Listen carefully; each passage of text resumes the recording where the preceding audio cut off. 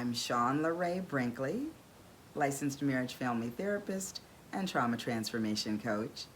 And I'm just back today to talk to you a little bit more about anxiety.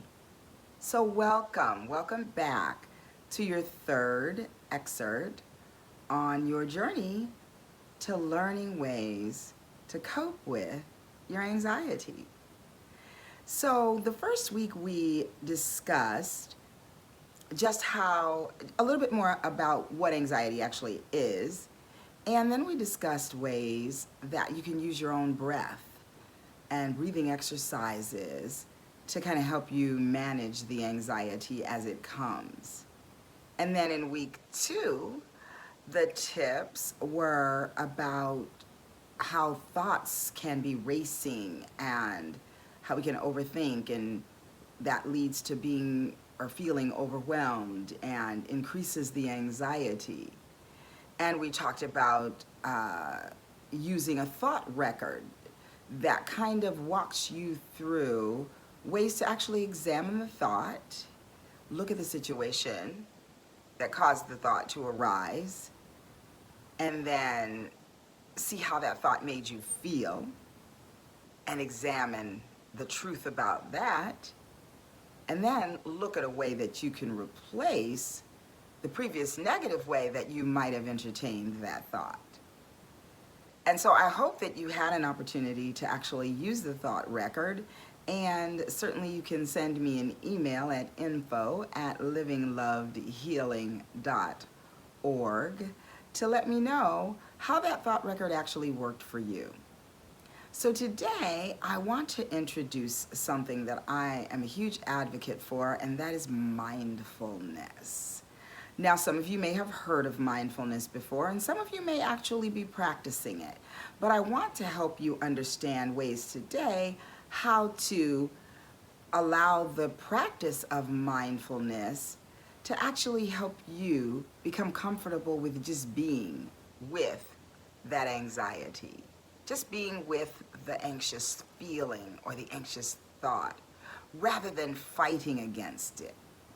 You know how sometimes when you feel warm and you grab a fan or a piece of paper or a magazine and start fanning yourself, and it just doesn't really cool you down. You start to feel, in fact, more warm from the exertion that it takes to kind of go through the activity of fanning and fanning and fanning. Well, I want you to take a moment and think about your thoughts in that same manner. For instance, if I have a thought and it's an uncomfortable thought, and one comes right after the other, and the thought just grows and grows and grows, and the concept of what the thought is about just grows and grows and gets bigger and bigger, and I'm perseverating over that whole thing, then actually I'm fanning the fire, right? But what if you could use mindfulness to help you just be? Mindfulness, actually, there are a couple of definitions that I really enjoy and I really like, because I think it kind of hits mindfulness on the head. So you have to go slow and maybe repeat these a few times to yourself before they settle in and make sense to you. But mindfulness is looking at your life in the here and now with kindness and curiosity. Now just settle that in for a moment. And then the other definition that I like is mindfulness is mindfulness is paying attention. And I want to make a correction there before. When I said looking at it, actually means paying attention to your life. So this definition says mindfulness is paying attention to something in a particular way, on purpose, in the present moment, non-judgmentally. Because we often, not only we have the situation that brings about the thought, we then get the feeling, we create the behavior, and then we judge it, right? And so in the practice of mindfulness, there is no judgment because you're just in the space of being. Now, I know that might sound a little foo-foo and cosmic, and maybe it sounds like psychobabble to you, but I assure you, if you give yourself permission to explore the idea of mindfulness and the idea of just being, it can change your life. Now, again, I often talk about the hustle and bustle of how we go here and we go there and we move so quickly that we don't even take a breath. So I want to introduce a couple of mindfulness exercises to you today that will hopefully help you to begin your practice. And I do say practice because it's not something that will come naturally to some of you maybe, and it's not something that will feel comfortable in the beginning, but I assure you that as you continue to practice, it will become more and more purposeful and more helpful, and you'll settle into your own style of your brand of how mindfulness works for you. So one thing that when I first started to try to have my own practice of mindfulness, I remember feeling like a failure because I felt like I'm not able to get my mind to be a blank slate, and I can't stop myself from thinking about this and thinking about that, and my mind from wandering and just really not shifting focus. So I was in a class with a woman who happens to be a great mindfulness person. Her name is Diana Gerhardt. And Dr. Gerhardt said, Sean LeRae, it's not about you making your mind a blank slate. She said, that's not really possible. She said, the average person possibly has a new thought every 3 to 5 seconds. But the idea behind mindfulness is that when your mind wanders, and I assure you it will, that you acknowledge it and that you are mindful to bring it back. Now, I tell you, that made a world of difference for me in the way that I actually was able to participate in my own mindfulness practice, because it took away the pressure of me trying to do something that I absolutely did not need to do. So this first mindfulness exercise that I want to introduce to you is I want you to sit back and relax. And then again, if you feel comfortable, I want you to close your eyes. Now, I want you to think about autumn. But I don't want you to think about the kind of autumns that I experience here in California now, which is almost like a slightly cooler version of summer. But I want you to think about a Midwestern autumn, where the leaves are all different shapes and sizes, and where they come in beautiful colors, oranges and reds, browns, yellows. Now I want you to get a picture of that in your mind. And I want you to imagine that as you experience these leaves that are drifting down from the trees, that you're by a stream, and that you can hear the babble of the stream as it goes by, as the current moves. And you can hear the slight breeze.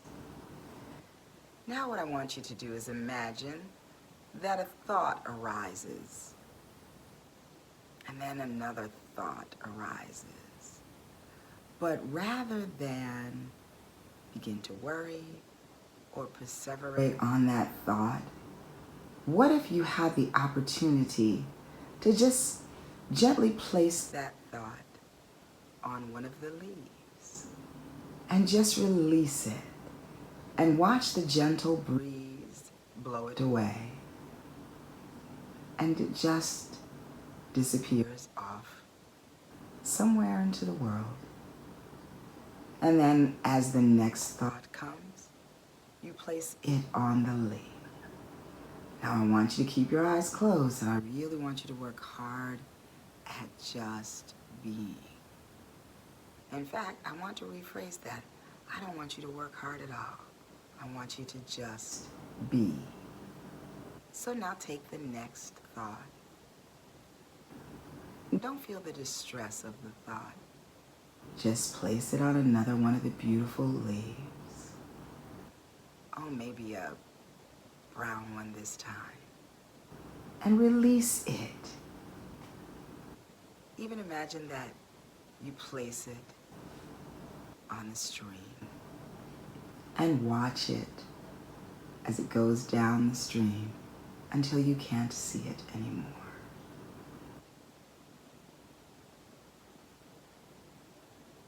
Now you can just open your eyes for a moment. And as you rest there, I want you to just pay attention to your breath. Now this is not like before when we were taking deep breaths from the bottom of your pretty shoes. But this is just paying attention to your breath as it comes. It's not diaphragmatic breathing, but it's just to feel the sensory sensations of breathing.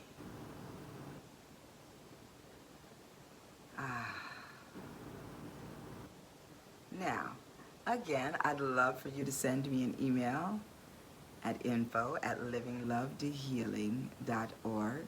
That's living, L-I-V-I-N-G, loved, L-O-V-E-D, healing, HEALING.org. And tell me how that felt for you. And in fact, I'd love to hear from you after you've tried that exercise for a few days, maybe at a particular time when you're feeling some anxious activity. Now, I also want to encourage you that another way that you can just be in the moment with your anxiety is, again, initiating with the breathing, paying attention to your breath. And then consider all of the activity that you feel when you're feeling the anxiety approach you. Just get up and burn that energy off by taking a walk. Doesn't have to be a long walk. Doesn't have to be at a rigorous pace. But as you walk, pay close attention to your surroundings. Look up. Notice the birds. Listen and hear them chirping. Listen to the sound of the cars as they go by, depending on where you're walking. Perhaps there'll be children playing. But really take time to be aware of your surroundings. And just don't fight the anxiety. Just let it be and shift your focus. So I hope that you'll try these tips this week, and I hope that they help you. And again, if you have any questions or if you want to leave me comments, certainly you can do so at info@livinglovedhealing.org or on the Facebook page at Living Loved Pathways to Holistic Healing. All right, so I'm going to go for now, but I want to remind you that mindfulness is experiencing something and fully accepting it.